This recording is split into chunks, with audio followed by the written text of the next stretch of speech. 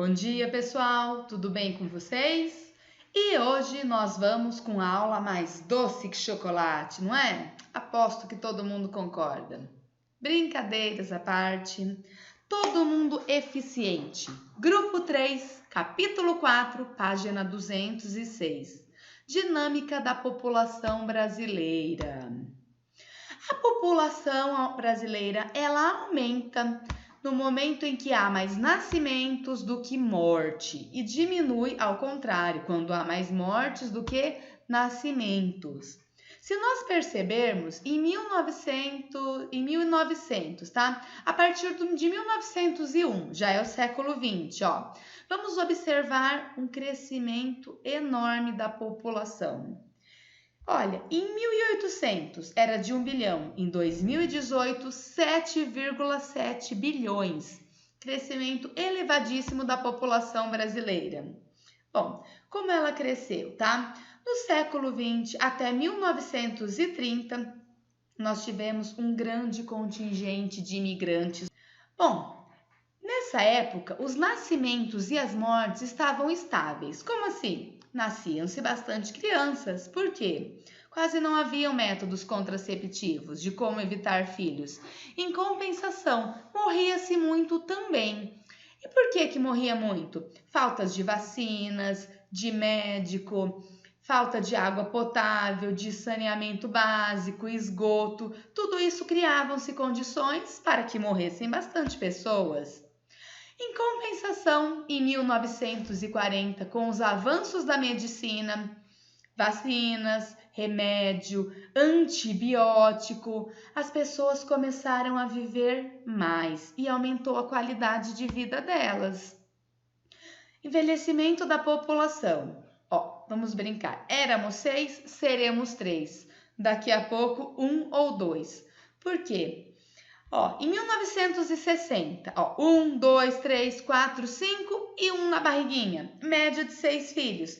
Passamos para 2020, a média é 1,5. Como assim, professora? 1 filho e meio. Ah, isso daí é uma estimativa. Vão pegar a média das mulheres, quantos filhos cada uma tiveram e fazer uma divisão total. Não significa que todas as mulheres vão ter 2 filhos, por exemplo, aqui, ó, tá, em 2000. Não, uma teve 3, outra teve 1, a média foi o quê? 2. É uma média nacional. Taxa de fecundidade. Ó, compare, 1960, média 6. Ó, 2010, média 1. Por quê? Porque não chegou a dar 2 completo. Números de filhos por mulheres em 2009. Bom, isso tem a ver muito com o quê? Com o estado onde ela mora, onde ela vive. Quanto maior a escolaridade e a mulher estando inserida no mercado de trabalho, menor as chances dela ter mais filhos. Por quê? Por exemplo, uma jovem que está fazendo uma faculdade, vamos supor, medicina, tá? Ela está estudando, está tão concentrada no estudo que ela ainda não quis ter filhos. Depois, ela começa o quê? Tá? Conseguir um ótimo trabalho. Bom, aí ela vai pensar, primeiro eu vou ter filhos ou primeiro eu vou me estabilizar na carreira? Tá? A maioria delas, mas não é sempre que acontece assim. Então, por isso, acontece o quê? Olha, a taxa de fecundidade de 1960, olha o tamanho da queda para 2009. E a taxa de expectativa de vida, com todos esses recursos médicos, também saneamento básico, subiu de 48 para 73,7. Observemos nesse gráfico a seguir, ó, indicador de qualidade de vida, ó, expectativa de vida de 1940 e a de 2019. E com isso, né, a população vai envelhecendo. Já vou explicar esse envelhecendo, ó, tábua da vida. Essa vida, assim como a fecundidade, também é por estado, tá? Ó, é da 19ª colocação, o Brasil. Em primeiro lugar está o Japão. A expectativa de vida para uma criança que nasce hoje é de 82,7. Pode melhorar conforme os recursos aumentam? E ainda pode melhorar. Ó, então a nossa população está se encaminhando para quê? De uma população jovem para uma população idosa e bem moderna. Ó, que legal! Pode se envelhecer bem, com saúde e feliz. Ó, de jovem para idosa. Olha essa projeção, tá? Projeção para 2050, uma redução drástica de jovens até 14 anos, um aumento da população adulta e aumentou também o quê? A população idosa. E isso traz problemas? Claro que sim. População idosa precisa de mais o quê? Acessos médicos, maior gasto, principalmente se for o quê? Se não tiver plano de saúde, se forem gastos públicos. Outra coisa, a previdência privada. Quem que vai pagar a aposentadoria? O governo, mas o governo ele paga a aposentadoria com o dinheiro que é arrecadado dos mais jovens que estão trabalhando. E consecutivamente essa população vai ficando mais velha, grande parte idosa, diminuindo o quê? A parte jovem, a parte que vai trabalhar bastante e vai ter que pagar a aposentadoria dos mais velhos, causa problema. Distribuição da população brasileira, mulheres do lado direito e homens do lado esquerdo. E de que forma que isso acontece? Ó, por idade. Primeiro risquinho, de 0 a 4, de 5 a 9, de 10 a 14. Observem aqui, ó, a diminuição aqui de jovens, o aumento de adulto. E esses adultos aqui, ó, daqui 30 anos, vão estar com mais de 60, gerando o quê? A população mais velha. E eu vou contar uma curiosidade, tá? Reparem aqui embaixo que nascem mais homens do que mulheres. É que aqui não tá por número, mas quando elas estão por números dá para perceber bem. É um pouquinho mais. E por que que as mulheres, elas chegam aqui, mais mulheres a idades mais avançadas?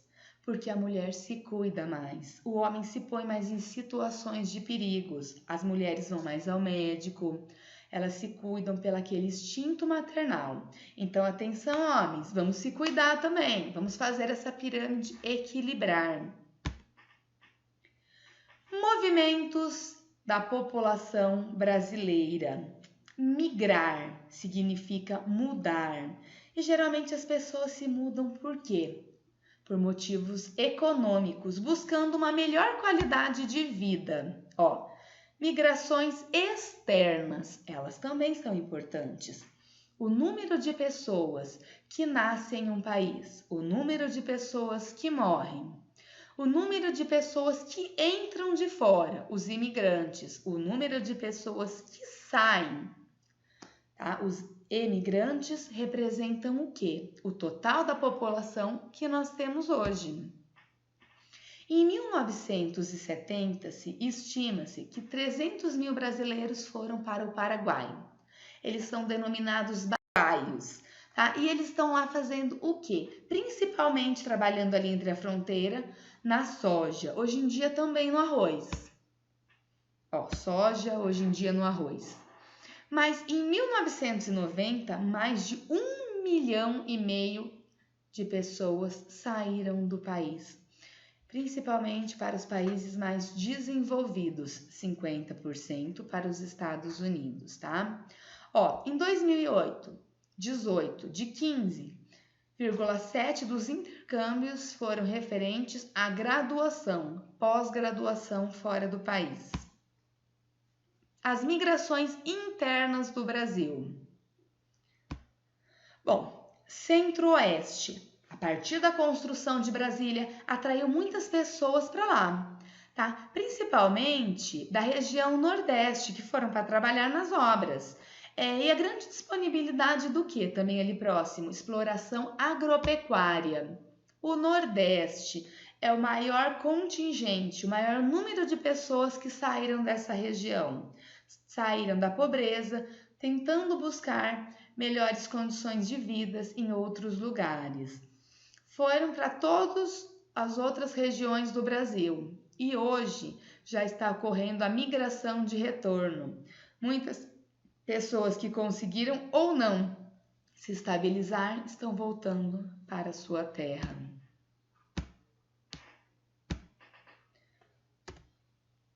Região Norte. Região Norte, quando ela mais atraiu o número de pessoas, foi durante o movimento do ciclo da borracha, que era a produção do látex. Nós já estudamos isso, lembra?